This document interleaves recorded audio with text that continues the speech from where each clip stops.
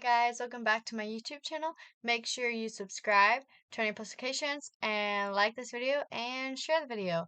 And so today, we are doing a video that I have my things right here, like my little notes and stuff, and I have 5 things that I'm going to be sharing with you today. And today's video is going to be how can I help you not be a lukewarm Christian? And what that means by lukewarm is I'm just gonna give example, and then if I don't feel like I'm doing it right, I'll look it up. But what I feel like lukewarm means to me is you're I don't know, almost like you're in a little shell or something. Like you're containing yourself, you're not getting out in the community and stuff like that, and you're just not getting out very often, and you just are filling your stuff with worldly stuff and not Christian godly stuff. So you're not filling yourself with the Holy Spirit. You're filling yourself with like I don't know what's an example that's I could give for the world. I don't know, just stuff that's not good, that's worldly stuff that you shouldn't be filling yourself and that God wouldn't want you to be doing. And so that's what I think the definition of is for lukewarm. Now I'm gonna look it up on my phone and see if it's right.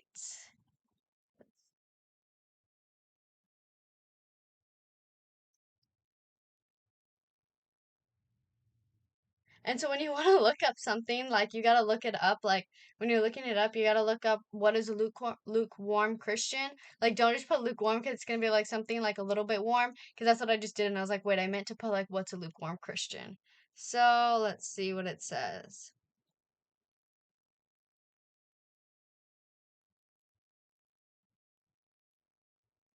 Okay, so it's not really giving me a definition.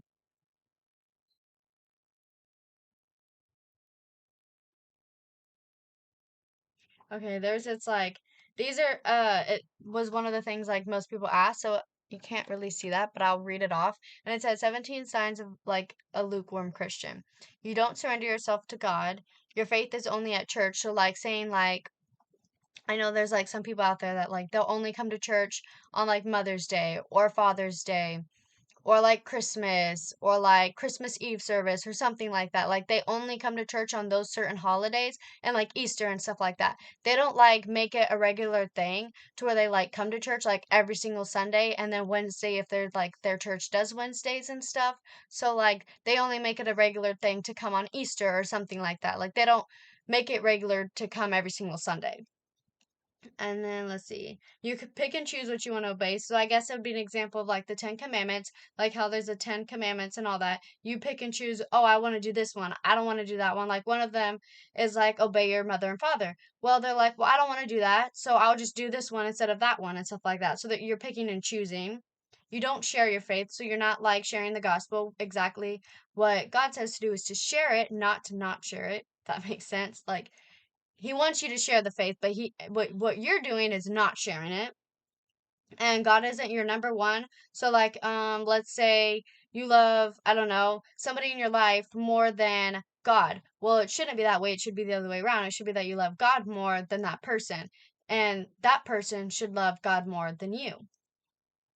And another thing is you're not reading the Bible. That's not all 17, but that's pretty much the definition of being a lukewarm Christian. So if you have, if I read those off, when I read those off, and if you have said that if I've read them off and they've applied to your life in some point in your life, or they apply to your life right now, that's okay. Don't be ashamed of it, because honestly, some of those have applied to my life as well.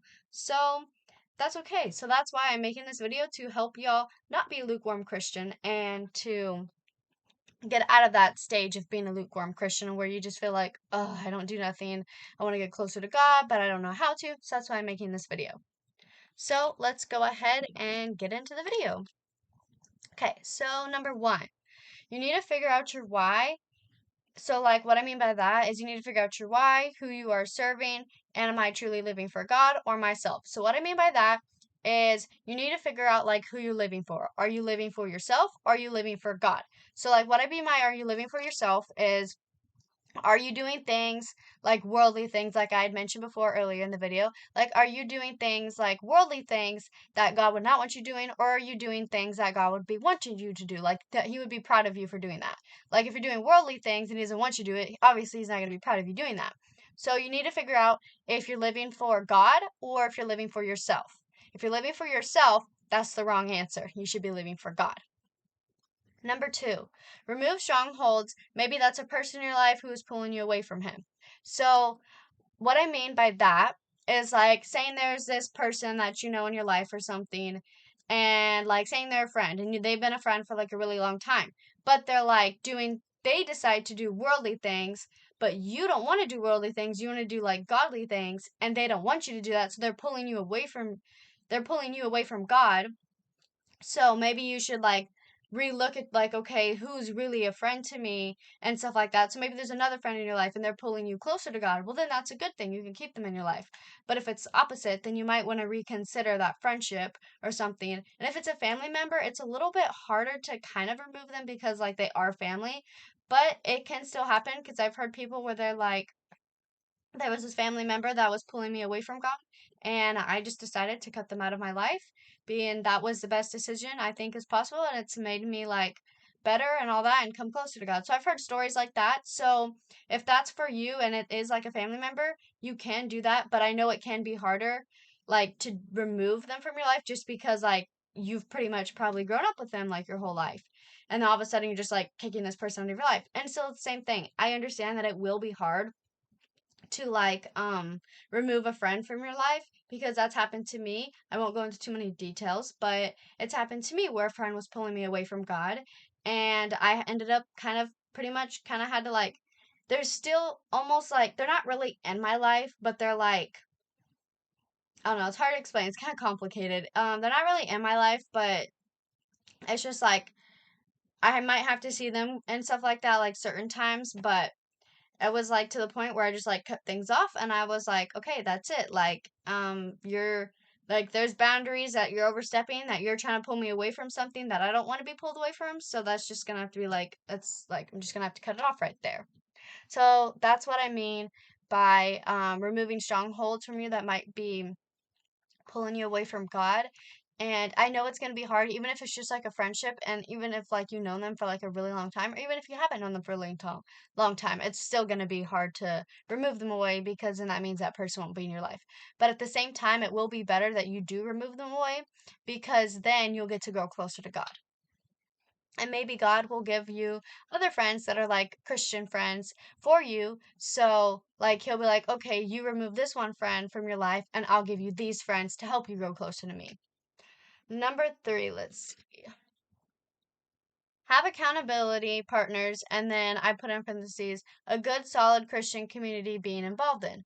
So, this is what I mean by this is like, okay, so for example, for me, I have a youth group and I'm very involved in it. And, we have like a Wednesday night thing every single Wednesday, except when it's like Christmas break, Thanksgiving break, spring break, and all that. But we do go through the summer and then we go to like church camp. We have different fun, like little activities that we do. And we also, like I have very good Christian friends, and so that's what I mean having accountability of partners. So have accountability of partners with you in your life so you can be like, okay, hey, can you remind me that I did not read my Bible today at this time? Can you please send a message to me and ask me if I have? Or hey, let's do FaceTime or meet up at a coffee shop and read our Bibles together and do a little Bible study thing. So like do something like that. Like have those people in your life so you can turn to and they can help you go closer to God. Number four, prioritize prayer. So prayer is really powerful and you can literally talk to God for like 24 hours a day. It doesn't matter. It's not going to be like, oh my gosh, is God sleeping? Like it's past midnight and I really just need to get this off my chest. Oh my gosh, he's sleeping. I can't talk to him. It does not matter what time you talk to him. You can talk to him. You can even write down your prayers if you like get distracted because like I know for me sometimes I'll be praying in my head and then I'll like next thing you know I'll go off on this like random thought that just like appeared in my head and I'm like, wait, what was I talking about again, or where was I even out of my prayer? So you can even write it down and you can put like the date and you can write down your prayer and then you can go back and you can look at it and be like, oh my gosh, like look, God answered this prayer, and look at this prayer like back in like I don't know 2023, and look at it and now it's been answered, and look at all these prayers that I've prayed in a little journal. And also, this is another example. I've already done a video on it, but like how you have your prayer board. I write down some of my praise reports, prayer requests, and then I have them in a little envelope, my answered prayers. So I can be like, I can look back and open it and be like, look, God answered this certain prayer, and now I can look, okay, now I want this prayer to be answered, and there has been 1, 2, 3, 4. There's still 4 prayer requests on there, and they haven't been answered in quite a while. But some prayer requests take longer to answer. See, like in the Bible, it says that it's in God's time, not yours. So, because if it was in my time, I'm sure all of those would have been checked off immediately. But it is not my time, it is in God's time, so it's whenever He decides to answer those prayers. And number 5. Oh wait, also on number 4, you can always ask God to help you. To ask God to help you, because if like it's like when you want to get to know somebody, like a friend or something like that, you want to get to know them. Well, in order to get to know them, you got to talk to them. So also ask God to help you and stuff like that, and He will help you, but you just got to ask because, like I said, if you want to get to know somebody in a friendship, you got to ask them different questions. So if you want God to help you, you got to ask Him. And number 5, prioritize your time and the word. And what I mean by that is make like a certain like dedicated time. Like, okay, what works best for me is nighttime when I read my Bible. So I would go, okay, at this certain time, I'm going to read my Bible, no distractions. I'm going to put my phone away and everything like that. So that's what I mean by prioritize your time in the word. And even if you need to, have your phone for an alarm. Be like, okay, at this time, do it. And if you need to, like once that alarm goes off and it's like you want to hit the snooze button so bad, but you're like, oh, I really need to. Like, just have a couple alarms after and be like, okay, you really need to read it now. Because sometimes that's all it's got to take. Or like I said before, you maybe have like a friend be like, hey, at 7:30 at night, I really want to read my Bible. That's the time I read my Bible. Ask me if I've already read it and stuff like that. So and you don't even have to have a Bible to like prioritize your time in the Word. You can use your phone, like for the Bible app. You can use your computer, or you can use anything. Like you can actually use a Bible if you do have one, but don't be like, "Oh, I really want to prioritize like using like my time in the Word, but I don't have a Bible and it's too much money and I can't afford it right now." So, I'm sure if you have a phone, you can use that, or if you have a computer, or like there's a lot of like resources out there that you can use. Or if you need to, you can ask a friend if they have a Bible and if they would let you borrow it. And so that's pretty much it. And that is 5 steps to help you. You can literally start it like today, right here, right now. And those are 5 steps to help you stop being a lukewarm Christian. And those are steps that have actually helped me stop being a lukewarm Christian. So I hope this video really helped you. And I'll see you in the next video. Bye!